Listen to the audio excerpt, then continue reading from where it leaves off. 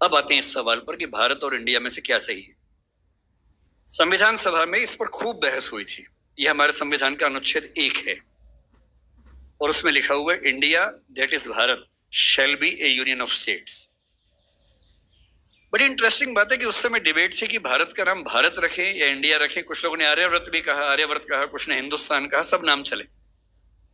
अंत में सहमति बनी कि नहीं, भारत और इंडिया ही ठीक है। नेहरू जी ने खुल के तो नहीं, पर नेहरू जी के पर्सपेक्टिव से जो बात वहां पर ज्यादा आई वो ये थी कि हमारे संविधान के बनने की प्रक्रिया में जो बहुत सारे एक्ट थे जो अंग्रेजों ने बनाए थे, जैसे इंडिया इंडिपेंडेंस एक्ट 1947 का है, 1935 का एक्ट था, उन सब में इंडिया का इस्तेमाल था। उस समय के भारत की तरफ से जो समझौते अंतरराष्ट्रीय थे उन सब में इंडिया नाम था। पश्चिम की दुनिया हमें इंडिया के नाम से जानती थी, अमेरिका हो, फ्रांस हो, कोई भी हो, सब इंडिया जानते थे। नेहरू जी का मिजाज जो था वो ये भी था कि हमें ग्लोबल पर्सपेक्टिव में चीजों को देखना है, पूरी दुनिया से संवाद करने, क्योंकि उनकी रुचि अंतरराष्ट्रीय मुद्दों में ज्यादा थी, बहुत ज्यादा थी।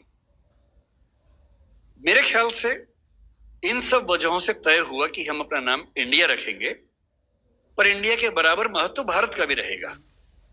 तो लिखा गया India that is Bharat. India जो कि भारत है, राज्यों का एक संघ होगा। 4 दिन पहले की बात है, मैं हॉलैंड में एक टैक्सी में बैठा हुआ था। इंटरेस्टिंग बात सोच के देखिए, टैक्सी का ड्राइवर मोरक्को का रहने वाला था। उसको जैसे ही पता लगा मैं भारत से हूं, उसने मुझसे यही सवाल पूछा। उसने कहा कि यू आर फ्रॉम इंडिया? मैंने कहा yes. We are listening to a debate India और Bharat, what do you think? मैं बड़ा चकित कि ये मोरक्को का आदमी हॉलैंड में रहता है, इसके मन में ये सवाल आ रहा है। तो मैंने कहा कि ये तो राजनीतिक कारणों से हुआ है, लेकिन बात अपने आप में सही है। मैंने कहा जैसे बॉम्बे मुंबई हुआ, मुझे खुशी हुई, क्योंकि मुंबई की आबादी के लिए मुंबई में जो मजा है वो बॉम्बे में नहीं है। बॉम्बे तो अंग्रेजों ने नाम दिया था। कोलकाता को कलकत्ता अंग्रेजों ने किया, तो बंगाल के लोगों ने कोलकाता कर दिया उसको। दिल्ली को दिल्ली के लोगों ने दिल्ली कर दिया, दिल्ली ही बना के रखा हुआ है, DILLI, ये होना चाहिए। कहे कि दिल्ली भाई, हम क्यों दिल्ली बोलेंगे दिल्ली को? ये सारे तर्क अगर सही हैं, अगर बर्मा का नाम म्यांमार होना सही है क्योंकि उनकी जनता की आवाज तो म्यांमार में है, बर्मा में नहीं है। श्रीलंका और सीलोन की डिबेट में वो अपने आप को सीलोन ना मानना चाहे, श्रीलंका मानना चाहे, क्योंकि उनकी भाषा श्रीलंका बोलती है। तो मेरे मन में सवाल बड़ा साफ आता है कि भारत इंडिया क्यों होना चाहिए। मैं फिर स्पष्ट कर दूं, मैं सरकार के पक्ष में नहीं बोल रहा हूं, मुझे उनसे रत्ती भर मतलब नहीं, मैं एक विचार की बात कर रहा हूं। और मैं जब संविधान पढ़ाया करता था, अनुच्छेद 1 पढ़ाते हुए मैं हमेशा बोलता था कि मुझे चुभन होती है ये पढ़ते हुए कि इंडिया दैट इज भारत। दोनों ही लिखने थे तो भारत दैट इज इंडिया कर देते।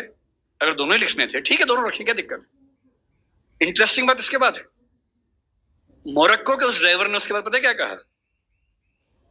हिंदी में अगर बताऊं, बोले अच्छा अच्छा ये मामला है, अब समझ में आया। फिर बोले कि बड़ी इंटरेस्टिंग बात है, हमारा नाम मोरक्को पड़ गया फ्रेंच लोगों की वजह से। मोरक्को के लोग मोरक्को को मगरिब बोलते हैं।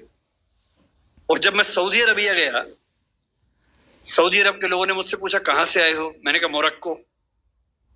उन्होंने इस भाव से देखा कि मैं पागल हूं। बोले नहीं, मगरिब से आए हो। अगर मगरिब की आबादी खुद को मगरिब कह के खुश है, तो उसे फ्रेंच लोगों की वजह से मोरक्को क्यों कहा जाए? इंडिया शब्द वेस्ट ने दिया और बुरे भाव से दिया। उनकी नजर में इंडियन होने का मतलब है बहुत पिछड़ा हुआ होना, रेड इंडियंस, वेस्ट इंडियंस। तो आज ये क्यों हुआ? मैं समझता हूं कि राजनीतिक निहितार्थ है और उस राजनीति में मेरी रुचि जरा सी भी नहीं है, लेकिन ये आज हो या कभी भी हो, मैं इस पक्ष में हूं कि देश का नाम देश की भाषा में होना चाहिए और देश की भाषा भारत के पक्ष में है। आप इंडिया भी रख लीजिए, इंडिया दैट इज भारत के बदले भारत दैट इज इंडिया मेरी पहली पसंद होगी। मुझे इंडिया से दिक्कत नहीं है, पर भारत मेरी पहली मोहब्बत है।